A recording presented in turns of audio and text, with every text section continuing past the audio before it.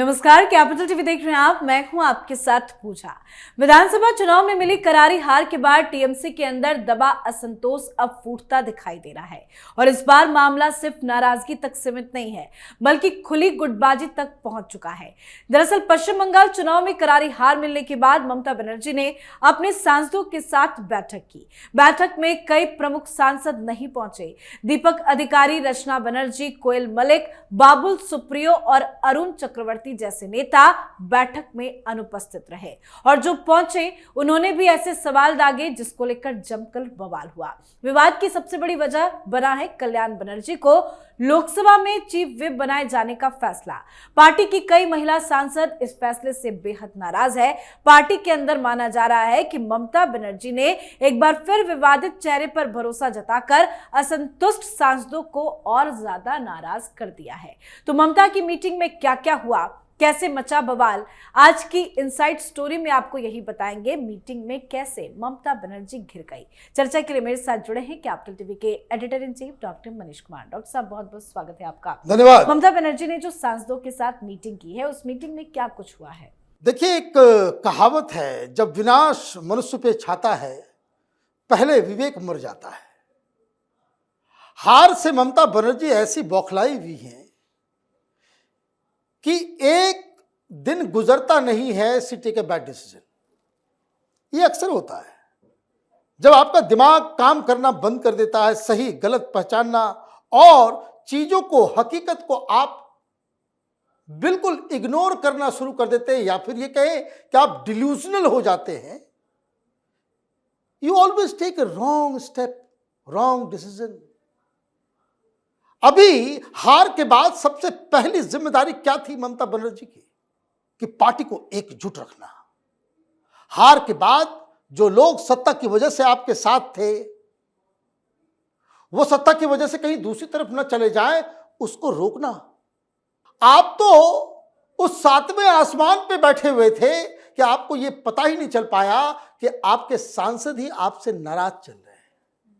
और यूं कहें कि दे वर थिंकिंग कि अच्छा हो इस बार हार जाए। अब आप हार गई तो हार के कारणों को तलाश करना चाहिए, लेकिन नहीं, हम तो हार नहीं सकते, हमको हराया गया। तो आपने क्या किया? आपने हार मानने से ही मना कर दिया। जब आप हार मानेंगे नहीं तो फिर उसके कारण को जानेंगे कैसे? जिस व्यक्ति की वजह से आप हार गई उसको हीरो बनाने लग गई।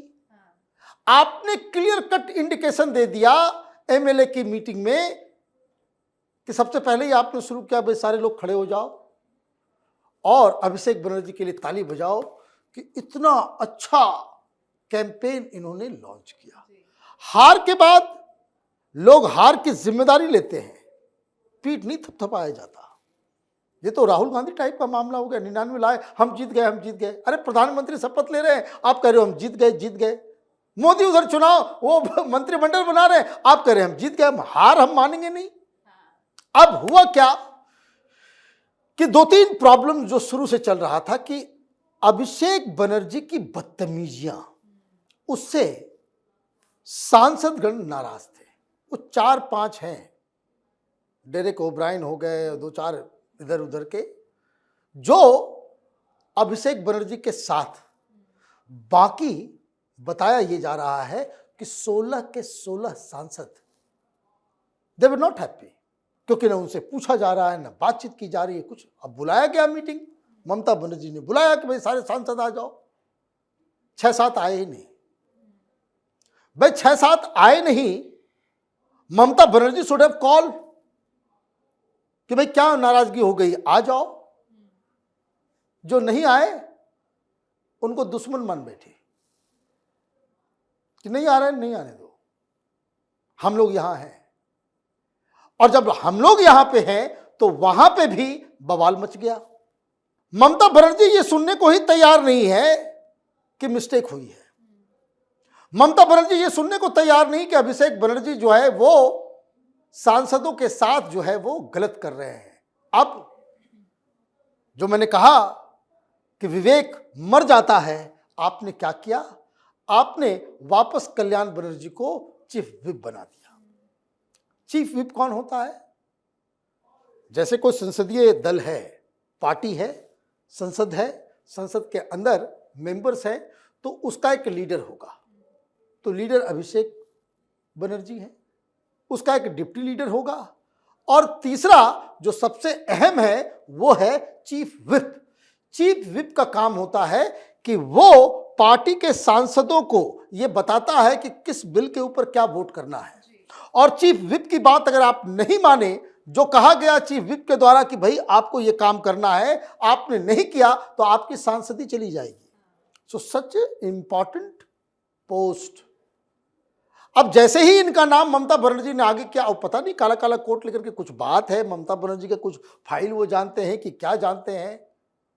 जैसे ही उनका नाम की घोषणा हुई, सारे लोग नाराज हो गए, बवाल कट गया, सारी महिलाएं ना, क्योंकि वो बदतमीज आदमी है, वो बड़ा बदतमीज आदमी है। महुआ मोइत्रा के पर्सनल चैट्स को लेकर के किस तरह से, पर्सनल लाइफ को लेकर के किस तरीके से इसने जो है तमाशा क्रिएट किया। पब्लिक में लड़ रहे थे टीएमसी के लीडर्स, क्यों? किस आधार पे? क्योंकि जो महिलाओं को प्रताड़ित किया जा रहा था उसके पीछे अभिषेक बनर्जी। अभिषेक बनर्जी नहीं चाहते महुआ मोइत्रा मीडिया से बात करे। अभिषेक बनर्जी नहीं चाहते कि टीएमसी का कोई भी लीडर बिना उनकी अनुमति के वो पार्लियामेंट में बाइट दे सके। टीवी से बात करना भी पाबंदी, ये तानाशाही। और अगर किसी ने दे दिया तो मीटिंग में ऐसी की तैसी तुम तड़ाक, गाली गलौज सब अभिषेक बनर्जी करते थे।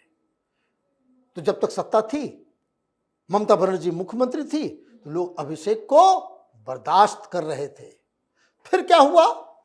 फिर यहां मसला आया कि भाई आगे क्या करना है। भाई लोगों ने सवाल किया कि हम लोगों को एक कम से कम इसके ऊपर तो चर्चा करनी चाहिए। भाई क्या है, आपने 3 लोगों की टीम बना दी, 3 लोगों की टीम बनाने से आप सांसदों को तो पूछेंगे। आप सारे दायित्व जो है जो अभिषेक बनर्जी का है, और अभिषेक बनर्जी का मतलब आप समझ लीजिए कि अभिषेक बनर्जी ने टीएमसी को, जो ग्रास रूट की लोकल लीडर्स की पार्टी थी, उसको इन्होंने कॉर्पोरेटाइज कर दिया। कॉर्पोरेट ऑफिस की तरह वो चला रहे थे। IUPAC was doing everything. IUPAC वही तय करता था कौन उम्मीदवार होगा, कितने पैसे होंगे, किसका पोस्टर जाएगा। उम्मीदवार के हाथ में भी कुछ नहीं, सांसदों के पास भी कुछ नहीं। तो जो कोई सांसद है, मान लीजिए किसी जगह का सांसद है, 7-8 उसके कंस्टिट्यूंसी में एमएलएस का चुनाव हो रहा है, and you do not have any से। उनको तो बड़ा मजा आता है कि भाई ठीक है कि कोई नहीं पूछ रहा है। तो लोगों ने कहा कि भाई चूंकि हम इस पूरे के पूरे हार के, इस पूरे इसको कह सकते हैं कि जो आपने गूफअप किया इस चुनाव में, उसमें हम लोगों की भागीदारी नहीं है। और जिसकी भागीदारी है, जिन लोगों ने, भाई देखिए, आपको कम से कम उनको कैंपेन में भी इन्वॉल्व करना चाहिए था। वो नाराज है इसकी जानकारी होनी चाहिए थी। अब अभी क्या है, नाराज तो हो गए, दिल्ली में मालूम चल रहा है कि अमित शाह से जाके मिल रहे हैं। अभी कैसे रिजू दत्ता जो कहा था कि भाई we will not leave you Ajay Pal, है ना, कि भाई हम टीएमसी का नेशनल प्रवक्ता, उसने रिजाइन किया। क्या कहा उसने कि हमें धमकी दी जा रही थी कि तुम ये बात बोलो, अदरवाइज तुम्हारे परिवार जो है वो सेफ नहीं है। तो वो किसको इंडिकेट कर रहा है? वो अभिषेक बनर्जी को इंडिकेट कर रहा है। क्या वॉज अंडर प्रेशर, बहुत ज्यादा बेइज्जती मेरी होती है, डांट खाता था, गाली गलौज होती थी। उसने क्या कहा? उसने साफ साफ कहा कि हम टॉप मोस्ट, दिल्ली में बैठे टॉप मोस्ट, तो टॉप मोस्ट तो 2 ही है, एक नरेंद्र मोदी, वहां तक तो एक्सेस होगा नहीं, अमित शाह से बातचीत हो रही है। इसका मतलब उसने साफ कहा कि भाई top most, you imagine, this is what he said, कि the highest level I have been assured कि भाई आप आराम से काम कीजिए। आपने प्रधानमंत्री के लिए, बीजेपी के लिए, you were doing your job. आप जो है प्रवक्ता के रूप में राजनीतिक बयान दे रहे थे, आपके ऊपर कोई खतरा नहीं है, न खतरा आने देंगे। और रिजू दत्ता ने कहा कि बीजेपी के जो टॉप लीडर इधर कलकत्ता में हैं, और वो उन दोनों ने कहा कि अपना व्हाट्सएप नंबर ये मेरा रख लो, अगर कभी कोई दिक्कत होती है तो इसका मतलब क्या है कि यह रिजू दत्ता अकेला नहीं है, ये सारे लोग, ये चुके सत्ता जो है ना, power acts as a glue. Power जिसके पास है पीछे पीछे, जैसे देखिए केजरीवाल हार रहा है तो सब आम आदमी पार्टी वाले छोड़ के आ गए इधर। उसी तरीके से ममता बनर्जी को सारे लोग छोड़ के जाने वाले हैं। उसका कारण क्या है? ये लोग और मना रहे हैं कि जैसे ईडी का एक्शन शुरू हो गया, छापेमारी शुरू हो गई, चारों तरफ से अभिषेक बनर्जी के ऊपर टीएमसी के अंदर से और बाहर से, और खास करके भारतीय जनता पार्टी और जो मुख्यमंत्री बने हैं उनसे तो इनका 36 का आंकड़ा है। शुभेंदु अधिकारी तो टीएमसी से निकले ही थे कि ममता बनर्जी ने अभिषेक बनर्जी को नंबर 2 के रूप में प्रोजेक्ट किया, तो वो नाराज ऐसे हुए कि पार्टी उन्होंने छोड़ दी। तो ये जो अभिषेक बनर्जी के साथ जो 36 का आंकड़ा है, अब देखिए वो जा रहे हैं डायमंड हार्बर, ये जो गढ़ है अभिषेक बनर्जी का, उसके जितने चेले चपाटी और जितना जो उनका नेटवर्क है उसके ऊपर अटैक शुरू हो गया है। तो इसका मतलब क्या है? इसका मतलब ये है कि अंदर से भी और नई सरकार की तरफ से भी अभिषेक बनर्जी को गिरफ्तार करना है, ये साफ साफ दिख रहा जी, है। बहुत बहुत धन्यवाद सर समझाने के लिए। धन्यवाद। तो कालीघाट में ममता बनर्जी ने पार्टी सांसदों की एक अहम बैठक बुलाई थी, लेकिन कई सांसदों का वहां ना पहुंचना राजनीतिक गलियारों में बड़ा संकेत माना जा रहा है। जो नेता पहले दीदी के आदेश पर तुरंत पहुंच जाते थे, अब वही दूरी बनाते दिख रहे हैं। टीएमसी के अंदर अब 2 बड़े खेमे बन चुके हैं। एक खेमा वैसे अभी भी ममता बनर्जी और पुराने नेतृत्व के साथ खड़ा है, लेकिन दूसरा खेमा पार्टी में बड़े बदलाव और नई रणनीति की मांग कर रहा है। सबसे ज्यादा चिंता की बात यह बताई जा रही है कि कुछ सांसद और विधायक भी भविष्य को लेकर अलग राजनीतिक विकल्प तलाशने लगे हैं। दिल्ली से लेकर कोलकाता तक इस बात की चर्चा तेज है कि आने वाले महीनों में टीएमसी से बड़े चेहरे टूट सकते हैं। तो आप भी अपनी राय कमेंट करके लिखिएगा। देखते रहिए कैपिटल टीवी। नमस्कार।